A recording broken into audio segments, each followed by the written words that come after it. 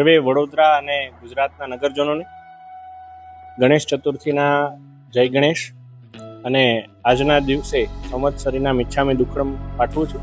જ્યારે વડોદરાની વાત આવે તો બરોડા સ્ટેટ જે તે સમયે જ્યારે કહેવાતું હતું ત્યારે 1901થી વડોદરાની અંદર ગણેશોત્સવનું પ્રારંભ થયો. સાર્વજનિક ગણેશોત્સવ એ જુમ્માદાદા વ્યાયામશાળામાં પ્રોફેસર માણેકરાવજીએ બાળ ગંગાધર તિલકજીની પ્રેરણાથી અને મહારાજા સયાજીરાવ ગાયકવાડજીના સહયોગથી સાર્વજનિક ગણેશોત્સવ સૌ પ્રથમ અહીંયા એમણે એનું શરૂઆત કરી હતી. ત્યારે 1901 બાદ આજે 125 વર્ષ બાદ આ ઐતિહાસિક ગણેશોત્સવની પરંપરાનો ભાગ બનવા માટે મને પણ એક કાર્યકર્તા તરીકે અહીં આમંત્રણ મળ્યું હતું અને આજે ગણેશ સ્થાપનાના સમય પર પૂજન કરી આરતી કરી અને તમામ વ્યાયામશાળાના તમામ મુખ્ય ટ્રસ્ટીશ્રીઓ અને મુખ્ય કાર્યકર્તાઓ સાથે મળી અને ગણેશજીની આરાધના કરી છે.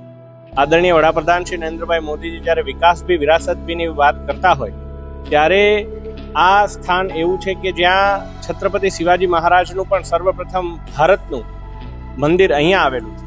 એટલે આ સ્થાનનું બરોડા સ્ટેટમાં અને હાલના વડોદરામાં ખૂબ જ મહત્વ રહ્યું છે અને આજના દિવસે મારે અહીંયા મને આવી અને સહભાગી થવાનો લાવો મળ્યો.